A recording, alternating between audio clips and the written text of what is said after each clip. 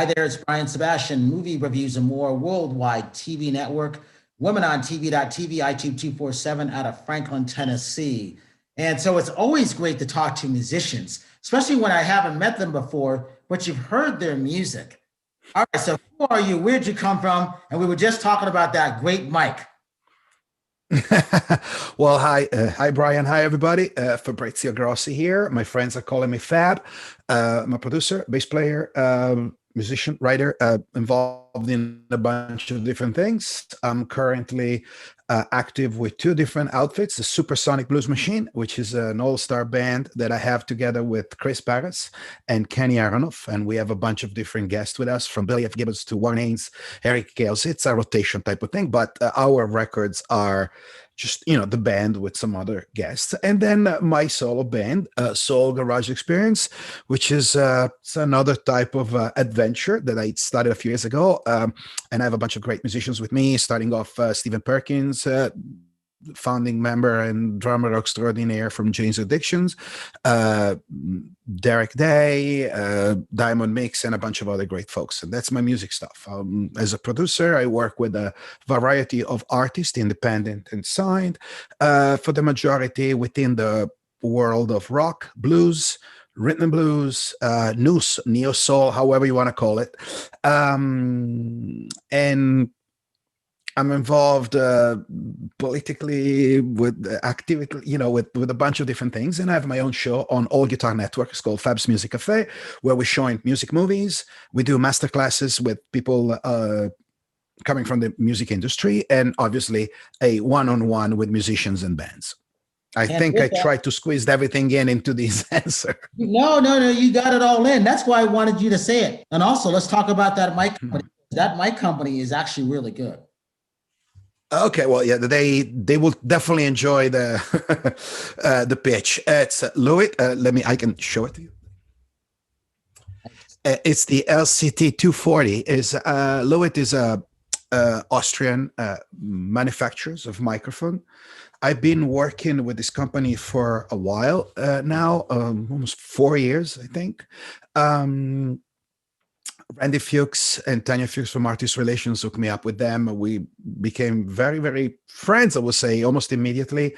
I really love their stuff. They have a great variety of microphones, and this was supposed to be something for this kind of applications. But to be honest with you, I tried to give it a spin at the studio, and it works on pretty much everything. So it's really excited. And these guys are fantastic because they're coming out with this new type of product. I mean, you think there's nothing really new about the microphone. I mean, we all know what the microphone is and what a microphone does, but I would say these guys have a new sound from these models, which are great, but they're fairly affordable, I would say, to the most expensive stuff, even the crossover between tube and FETs for high studio application. They are super hi-fi, but they have their own sound. It doesn't sound like anything that I've heard. I mean, it's very detailed, modern, crisp, rich, full. I like it. Like I said, I've been using it, on a bunch of different things.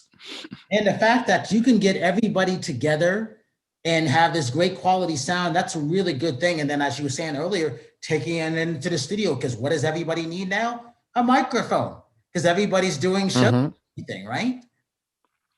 Oh, yes. I think also everybody got so used to dealing with computer and phone audios and earpieces and, earbuds and all of that kind of like, it just becomes, even sometimes we listening to or following programs and stuff like that, they are done like that on the spot. And kind of like, I guess, we don't even pay attention to the quality of the recordings or how the microphones and stuff translate the voice of the person who's speaking and all of that. But then once in a while, then you talk to somebody or you're dealing with somebody that they have a great audio setup, and that's like, whoa, makes up. And it definitely gives you. Because this is what everybody's doing. Almost everybody's got a podcast now, but from our traditional radio and television, singers have a different mic. Voiceover artists have a different type of sound and mic when they're in that booth. Now at home, us, we like our certain mic. So this is really, really good. And then, so when it comes to putting, your band together, that sound, which is really cool, how would you describe it for maybe some of those millennials who may not have heard of you, but they know your sound? Well, even though they're very connected, both projects are kind of they're like a little bit of a world apart. Because Supersonic Blues Machine, it's I don't know, it's just like blues based rock music with a lot of different colors. We used to say we play 50 shades of blues because it's like majority, actually 99% it's blues influenced, but we're not trying to do the traditional, BB King, Elmer James, Robert Johnson, and any of that, because it that already happened. And to be honest with you, none of us, I mean, minus some of our guests, I mean, when we're talking the likes of Eric Gales or Joe Louis Walker, Warren Haynes, of course, these are really bluesmen. On our end, we have this incredible dedication and love and passion for blues, but even culturally, like, I was not really raised into a blues type of environment. When I was a kid, my parents didn't take me to see big bluesmen, on the chitlin circuits or anything. So what I learned is just like what it got to me and what my colleagues and friends and stuff share throughout the years. I mean, this passion has been going on for more than 20 years. So obviously it's not really that I'm a novice, in the blues world. But again, we're looking at the future, and but there is an element that could be probably considered, I would say, maybe classic rock. I mean, for whatever classic rock means. I mean, right now, I mean, everything that is like older than 2 years old, you get on some radio station, that's classic rock. So it's like, how the hell is that possible? But no, there are elements of like Zeppelin and Pink Floyd and Allman Brothers and Sly and the Family Stone and all those like great Hendrix from the past. And it's a combination of that kind of sound. And obviously with all the guests that we have both in the studio, and they're coming with us on tour, we try to kind of like do what bands were doing back in the days of the glorious blues rock years, the late 60s and the 70s, and bring friends along and just play more with a very open, loose feel. The thing is, most of Kenny Aronoff, my drummer, is probably one of the best drummers in the world. He was one of the busiest drummers in the world, right? Exactly. And all our guests, from Steve Lukather to Billy Gibbons, these are like monster player. It kind of like doesn't really give it justice when I say we have a very kind of like Rolling Stones approach to when we go and play gigs, meaning these guys are so good that we do not overkill ourselves with rehearsals and to get everything down to the point where like we're going out to perform a Beyonce show that needs to be exactly like that every night because of all the cue with the lights and the dances and all of that. It's none of that scene. These guys are so good that they just do their own work, but when we get together, we try to make sure that we all know when we start and when we finish and a few things throughout the song, but everything gets left pretty much to the interpretation of the musicians, and that keeps things incredibly fresh. And it's amazing, like when you have like your own song, and a night, for example, we perform a song like with Robin Ford and the song goes somewhere, and then the following night we do the same song with Eric Gales, and it's just a completely different world. I mean, just one person, it's able to just swing the boat, left, right, up and down, based upon how much passion it's putting in. So I guess it's an experience on itself. And my other project, though, for the millennium, it's a little bit more easy to understand, because even though it's older music, because it's more it's way more bluesier and actually soul.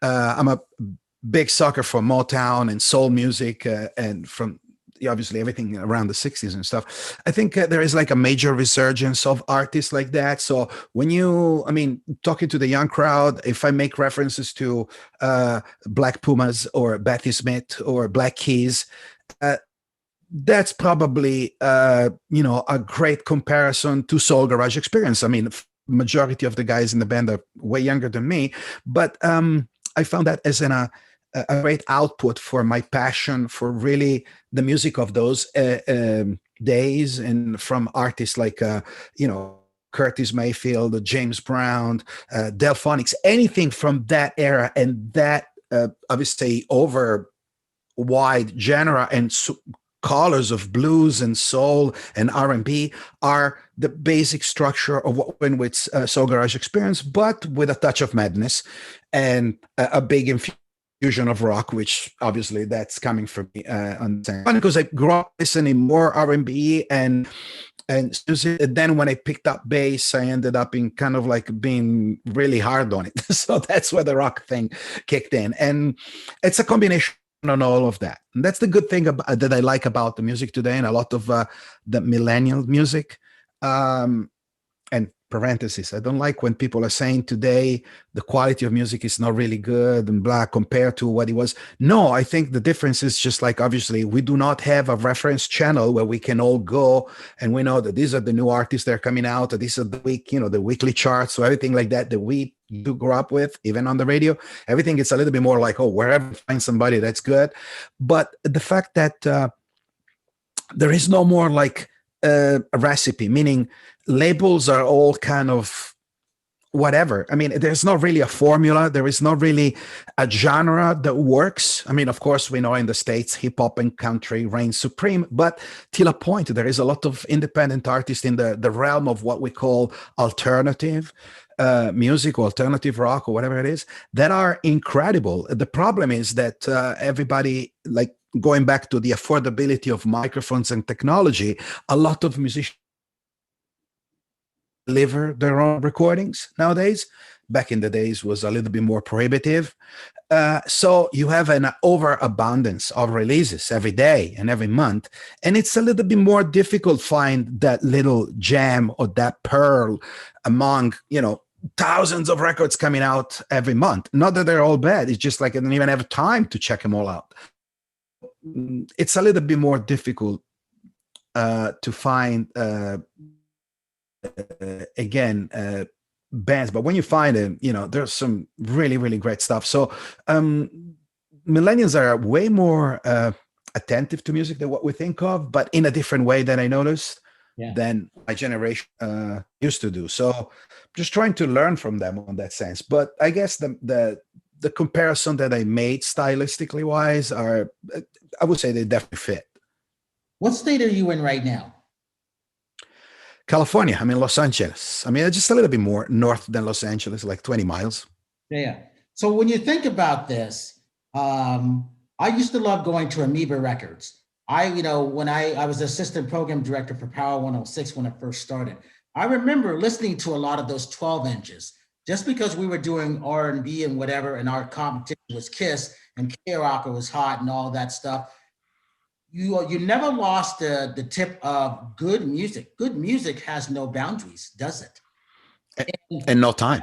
Now we don't have an Amoeba, but all those millennials were going in and buying albums, that great groovy sound, the scratch sound, and listening to albums and just putting it on and just putting your cell phone away. I think it's made a comeback, don't you? Yeah, actually, it's funny that you say that. Just I was doing another interview earlier, and they're asking me about music absorption. Yeah. And I remember that I was born in Milan, Italy, and I lived there through my teens, right? Then I moved to New York and all of it. But I remember that when I was 14, 15 years old, every Saturday morning, because I did. It was almost like a religious pilgrimage to the record store, and they had those turntables set up. And there was a couple of guys that I knew that would work in these record stores. And every week there was a novelty or a new release or anything like that. And you would just go there in the middle of the store and just put these headphones on. And these guys, they would check it out. I just got it yesterday. This is the band of this guy with the other guy with this, and that. And you would spend hours like that just listening to records. Then obviously maybe you buy one or two, or maybe you don't buy anything, but they would not get mad. I mean, they were just so passionate about, the product that they had. And those people were incredibly cultured about the music that they were selling.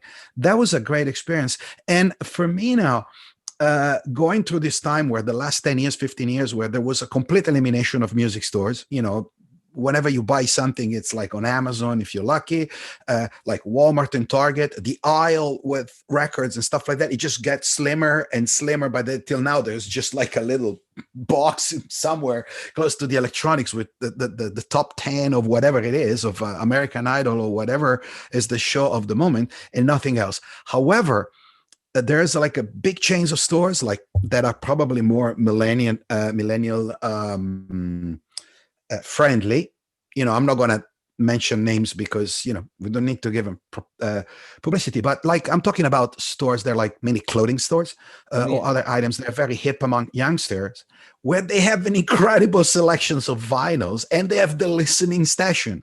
Of course, you cannot access a listening station nowadays with the COVID and all of that. However, all those records are there. That reminded me when I was a kid. It was just like refreshing because after all these past years, like I said, see the elimination of every single record store, you see records surfacing, popping up somewhere else in an environment that, I mean, why am I going to a clothing store to buy a record?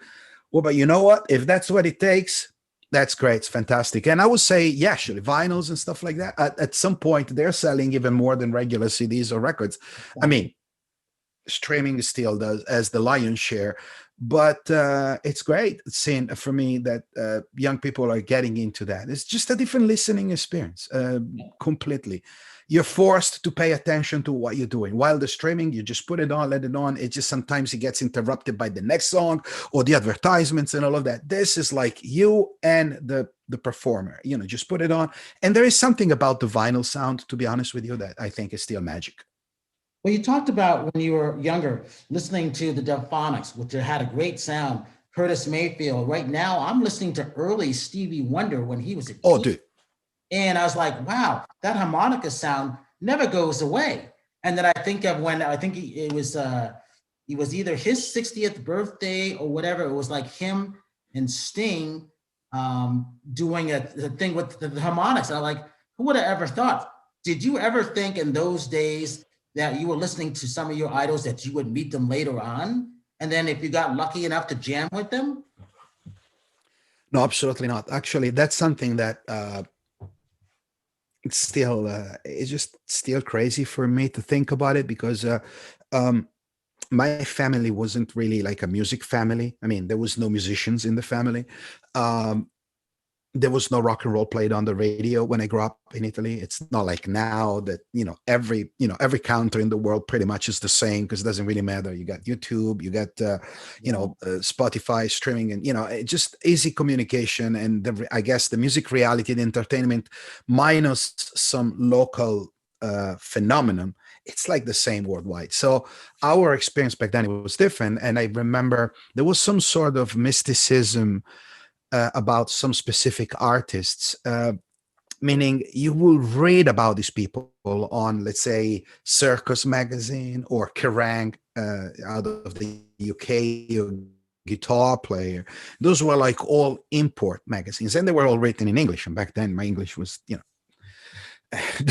definitely not as equivalent as today's. So it kind of like you start to create your own story in your own mind. Oh, how about these guys doing this? The crazy dudes from like Alice Cooper to Ozzy Osbourne, or how crazy what's his name, Ike Turner was, and all this kind of. These are not things that you see normally, just because you hear him, either somebody's telling you or you read it somewhere. But it's not that every day you have an easy access to.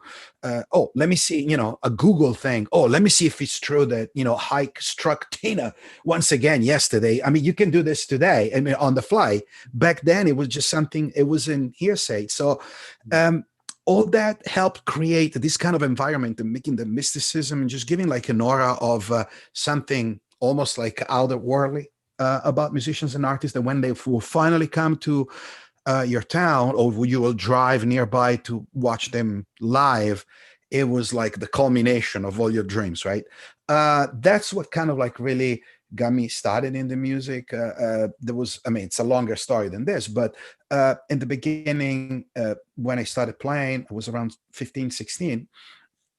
I used to eat, live music, sleep music, and all of that. And there was a lot of artists that were like really, really close to me. And one of the things that I said that I'm always like super blessed about it is that I've been able to, I mean, not everybody, but I've been able to actually ended up in meeting and working and collaborating with a lot of these people. And actually, a lot of them ended up in becoming very close friends. And these are people that were like, they didn't know that, but they were like my teachers when I grew up and I started playing. So it's really still mind blowing. And even though after all this time, because I've been doing this for a long time now, uh, there are some people still that when you meet them, there it's like, wow, it's just I don't know, it's just beyond, because you feel like knowing these people so well. You never met them, but I mean, you were part of their life, meaning you listen to their songs. Sometimes their songs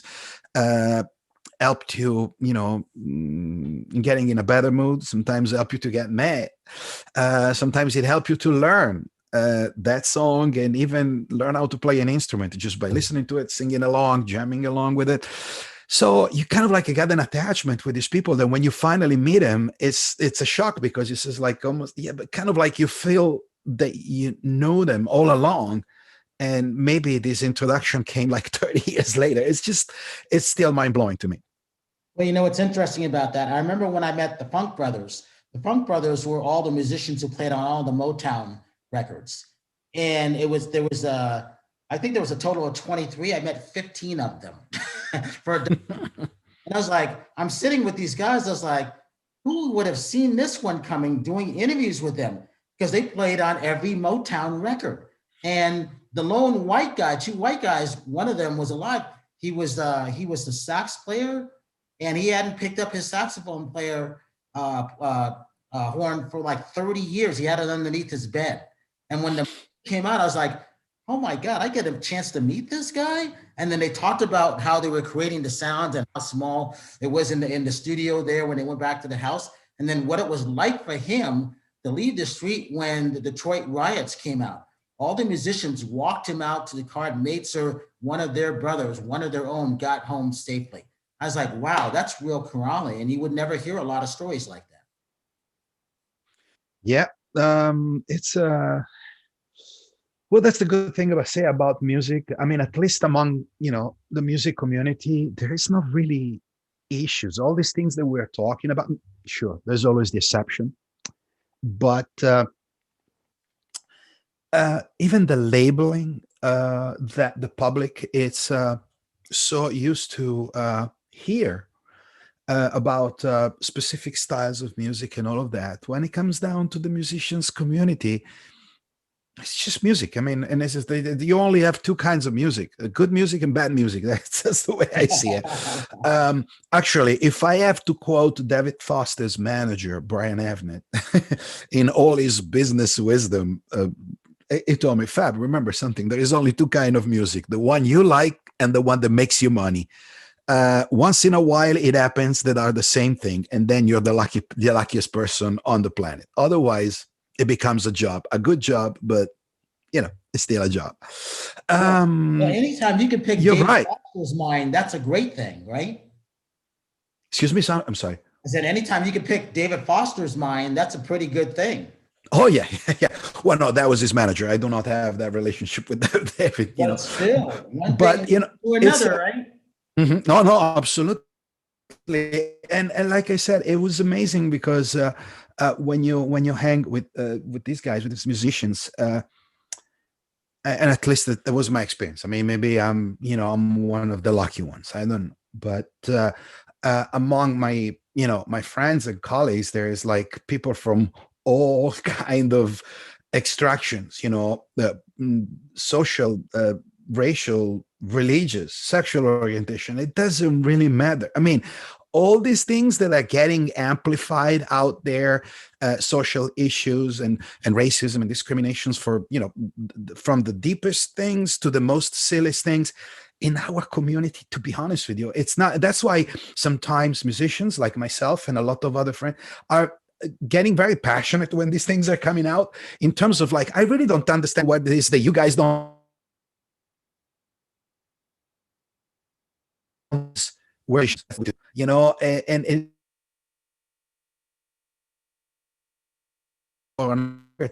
It doesn't matter. It just really doesn't matter. Actually, you're different than me, better. What are you bringing to the plate that I can't? It's just another experience to learn more. That's, I think, it's just, for me, it's the magic about our community and the thrill the music still gives you. Because like me, for example, even though, again, I probably made most of my name in the music industry producing and playing with rock on the harder sides artists, my true passion and my upbringing and everything that I'm doing, especially in the last 10, 15 years, is always being attached to Black music. And now, where in hell that happened in Italy, 40 something years ago, where there was no music, there was no rock music, and the majority was domestic music, where that connection came from. I know where it came from. The first time that I saw James Brown on TV, I was 4.5 years old. I still remember it today. So that was just as shocking and as good, that kind of like planted the seed. But what I'm saying is, like, that's just for me, the reaffirmation of music being the general world language, no matter what. So consider myself incredibly lucky to be able to make a living and to live in a community like that, where there is absolutely, I mean, sometimes we're just talking among each other and it's like, oh, it's like, dude, fucking these people out there, man. I don't understand what's up. If everybody would play an instrument, everyone would be forced to learn how to play an instrument and engage with other people. I'm pretty sure that 75% of the world issues, when it comes down to not comprehend what your person in front of you is trying to communicate, all that will disappear completely. Absolutely. Well, one of the reasons I became a drummer, because I couldn't decide, should I play a trumpet or do I want to play a drum? Are they going to give me the trumpet to take home from elementary school, or can I just take the drumsticks and learn how to play? I took the drumsticks, and then I became a really good drummer in Connecticut, where I started teaching people. But I was one of those people that you took and you learned, and I was good at improvising, but I couldn't read music because no one taught me how to read music. And then I started to pick it up in high school later.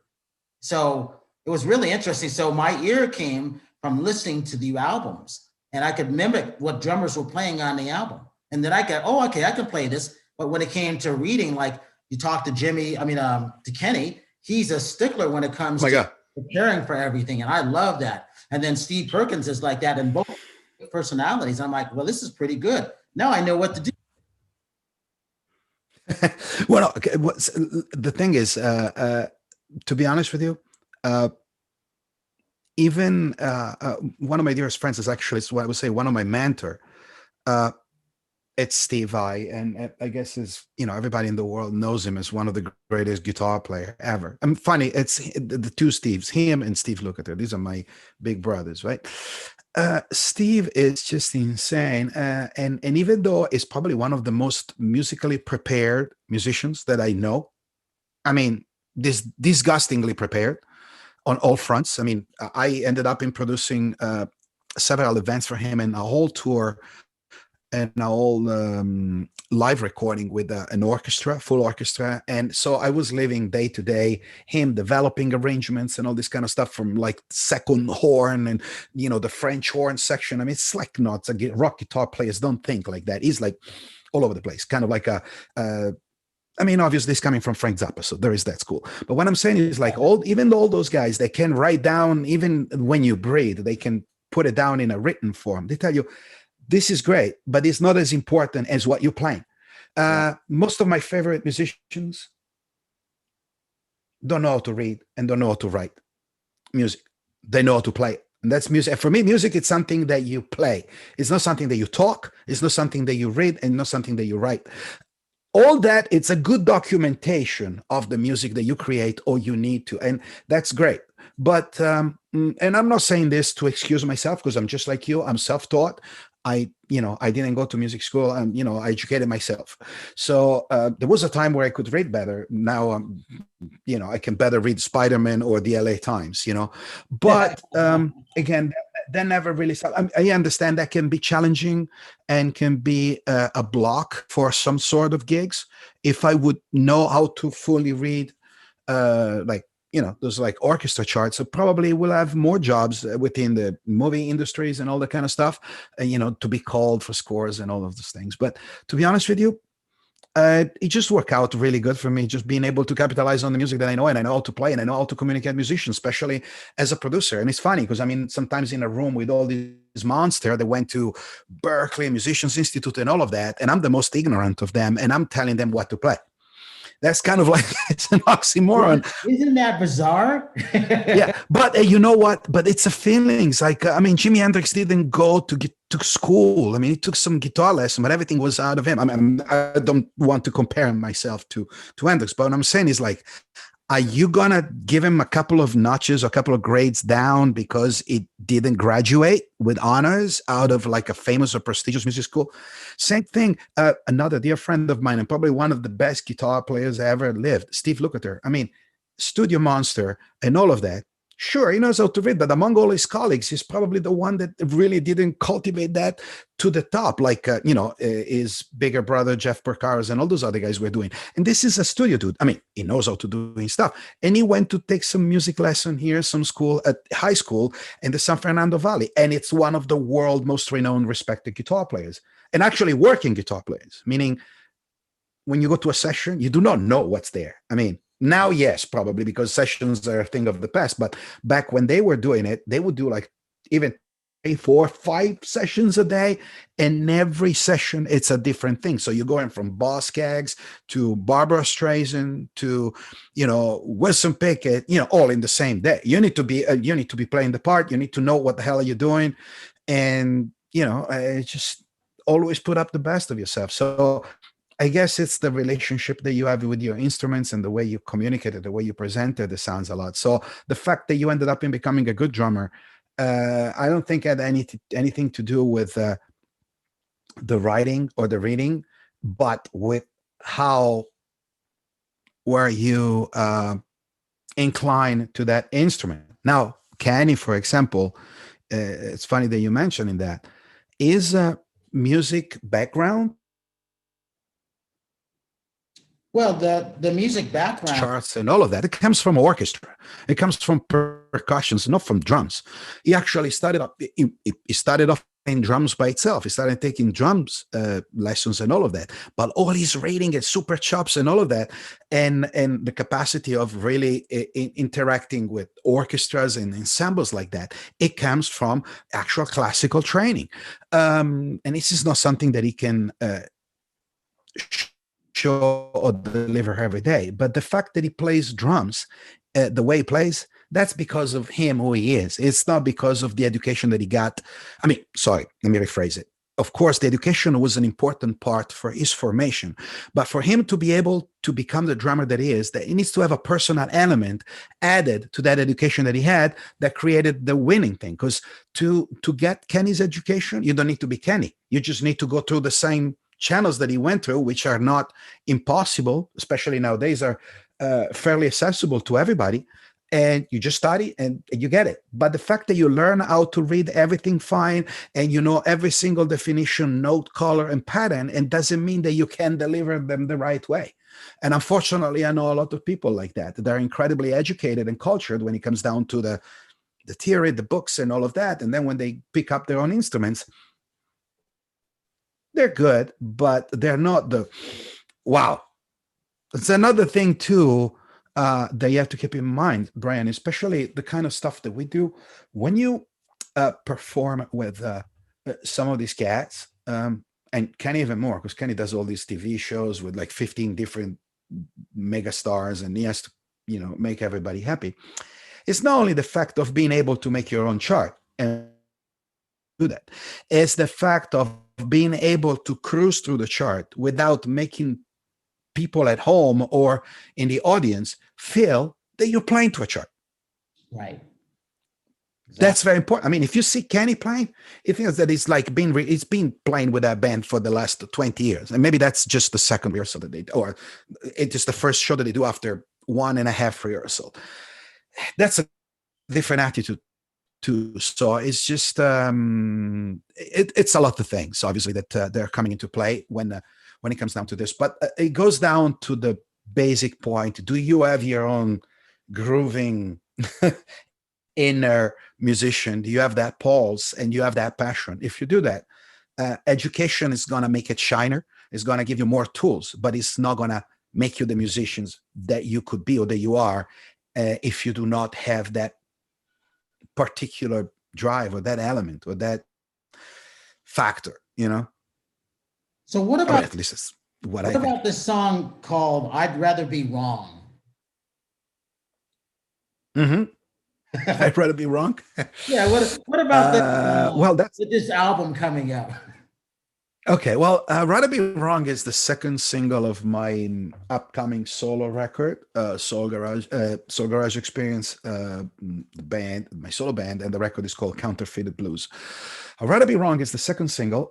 We're starting the campaign right in these days. Again, I'm sorry if I'm making an interruption. It's just because the song was released right before Christmas, but I ended up in getting involved in a charity project, which is really important. If you don't mind me, I wanted to spend a few words after I'll tell you about I'd Rather Be Wrong.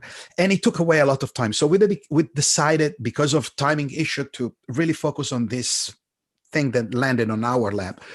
And I'm picking up the work on I'd Rather Be Wrong writing these days. And it's great. And I appreciate that you're asking me about it. So basically, this song is another one that of the tunes on this record where I sing as well.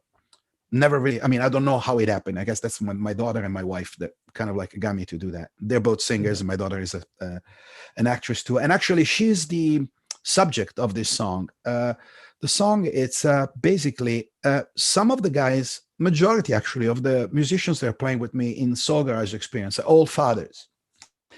And believe it or not, their kids, they all have either music or theater acting experience. They're all like later teens, early 20s, late. And we're kind of like Stephen Perkins, Alex Alessandroni, and those cats.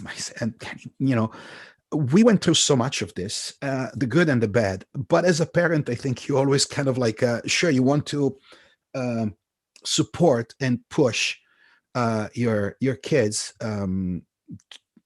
to realize their dreams, but kind of like we're talking a path that I already walked, and it's not easy. It's not a question only of the easy, because nothing is easy if you want to do it right, but right. It's the fact that it's incredibly treacherous. I mean, as we say, the music business is a place where you got sharks, you got people that wanted to screw you over for money. They wanted to use what you can come up with and take credit.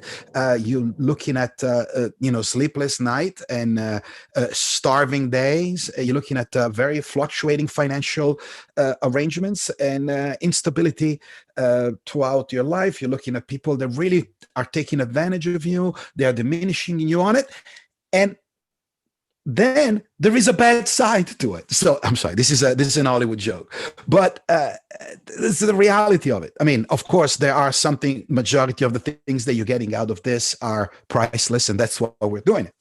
But you cannot deny all these bad things that I just said. And especially in a town like in Los Angeles, where like everything is fake, from the lady next door's breast to the compliments of your colleague to the other room. Is okay. It's called a very Hollywood talking, right? The song is just basically like coming clean to her. It says like, hey, I know what you want to do, and all that's all good. We're actually doing it. My daughter, my wife, and some other ladies are backing vocalists for Supersonic Blues Machine and playing and singing in front of thousands and thousands of people when we tour, and that's great. They can do that at such a young age. However, turning that into a business, it's a different reality, especially in a town like where you're like on today and gone later on today. You're the most disposable thing ever in this industry. It's something that is a reality that you wish your kid would not experience in his life, her life.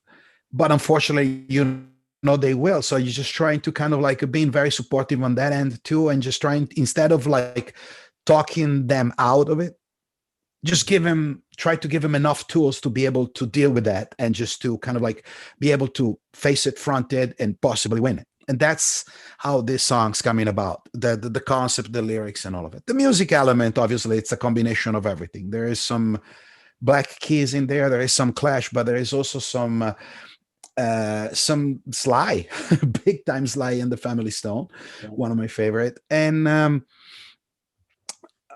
I don't know. It's like it's a very particular element. It's like it's able to, that song has a lot of the elements of the music that I like, and they're all combining in their own ways. And we're really proud. And also everybody that played on it, Derek, Diamond, Perkins, and and my ladies, Supersonic, my wife Frances, and my daughter Andrea. I think everybody did a great job. So, and Kris Hansen, the harmonica player. So really, really happy. I really hope people get to dig it. Exactly. You just came up with a good title of a song, Sleepless Nights, Starving Days. That's a great there. Yeah, well, and if it's not, see, that's the thing, because that could be a great song for a rock artist, but it sounds actually that could be a great country song as well. Exactly. Wow. Give your social media links, everybody, because you got a lot of links there. Way too many. Well, I think if you guys are interested in what I'm doing musically, and I really hope you will take a peek, the two easiest way to go about it are two web page.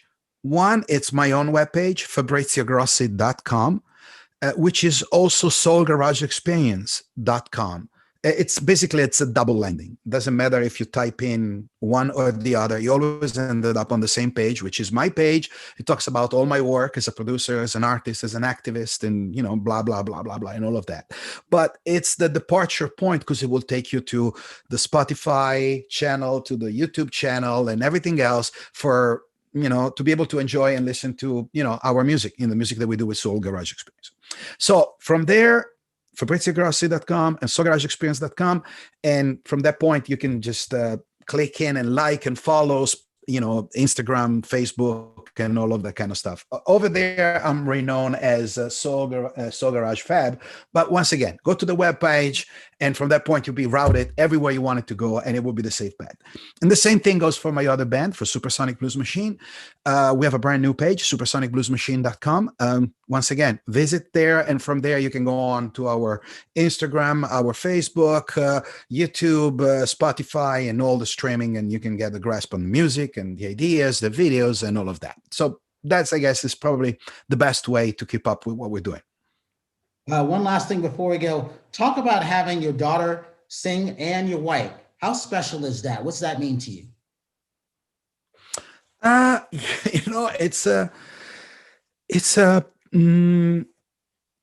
never really get even to stop and think about it, because it's always been like that. We're a very close family. And when my daughter was born, my wife is from Venezuela, and obviously I'm from Italy. We met in Los Angeles.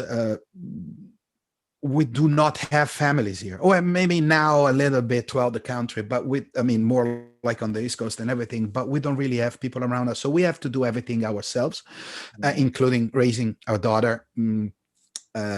My wife had another son from a previous marriage, and it was part of the family too. So it's always been mainly us. So we've been very, very close, and not having a traditional family per se. All the people that we had around were like people of our age, and generally of our professions, or somehow close, or the loved ones of a musician, pretty much. So my daughter was always exposed to these musicians and to all these adults people, even more than kids. Obviously she had interaction with kids at school, but so it's always been a very natural thing. That was like a very artistic family, a very music family. And I used to always have a studio in my house. Nowadays I don't. So my daughter, even when she was like 2 or 3, she used to come in the studio, and maybe I was recording with, Glenn Hughes or the guys from the Chili Peppers and all of that. So she always been, exposed to these people, and just consider them as they are, people that do music, not the name of the big star or anything like that. So she developed a very natural talent in kind of like can care less about what everybody else was thinking. And she used to go with my wife often to some of her sessions, just out of curiosity. and she learned how to behave during session without even being told what you need to do, because she was looking at her mom.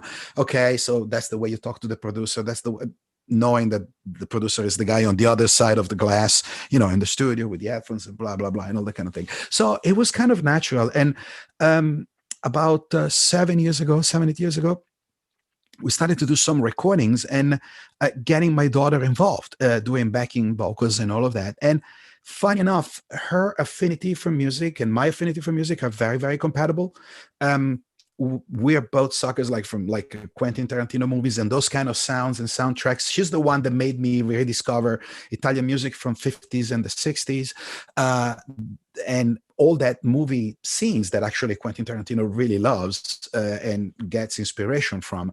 But also again, the black music that I grew up with, that I listened to her, she's the one that is kind of like continuing my torch. So we ended up in kind of having sessions or doing some work, even at the demo level for some other artists or for some of my things with her and my wife, where these things came out, and even their sound and the way of participating to the track was molded around this experience and this music that we always exchange to each other. So it came organically. So to me, it's it's kind of like in myself, like a weird thinking having somebody else doing that. And the funny thing is they were so good about it that every, Canning and all my other members of Supersonic, including the big time guest, they never really made an objections like, oh, that's the producer's wife, or they embraced them immediately, because obviously my wife is, professional singer for a long time with way more credits than myself, and incredible credits too. My daughter is a young blood, I would say, in that sense, but she behaved like she'd been around, so it was just so it got to be like a family type of situation, and it feels so. When we're playing, we're not really the family. We're not the Grossis or the Benites or whatever it is. It's just like us. Then, of course, when the show finishes, we travel as a family and all of that. But when we're on stage, we're all musicians. It's just a lot of respect among each other, and also between them and everybody else that is on stage. So I'm saying I'm really happy, and it makes things easier on a lot of fronts, especially on the logistics and when you have to travel and stuff, because you're not afraid to be away from home for a long time because you got home with you, So that's great. Well, it's incredible. I wish I wouldn't have to change that, but my daughter is planning some New York move during the summer to finish her college for the acting and all of that. So I'm sure that at some point we might have to find some other solutions, but as long as it lasts, we're trying to enjoy it as much as we can. Well, good for you. I want to thank you for coming on Movie Reviews and More, because it's been an honor to talk to you, especially to hear a little bit of heritage stuff. Italian heritage is always rich in music, the culture. We know about the food, but also music. And that's a very, very important aspect of that. And then you brought the family aspect in, which I think I treasure that, because I know what it's like to be the only one here and your whole family's 3,000 miles away. I get it. And I'm married to have any kids, and I understand it. That's not easy living in Los Angeles doing that, as you know. No, it is not. With that, I got to thank you. So please go on his website, check all the links, check out the new album and that song, I'd Rather Be Wrong, because now I understand where it came from. I was wondering what the title's about, and you explained it. So as I always leave everybody, if you see someone without a smile, please give them one of yours, because the world needs it. Fab, thank you. I'm glad I can call you that now, Fab. Absolutely. Well, thank you, Brian, for having me. Thank you for everyone to follow this and watching us. And again, FabrizioGrossi.com, SoulGarageExperience.com, and SupersonicBluesMachine.com. You find everything else, and please be good to each other. Exactly. And we will see you next week.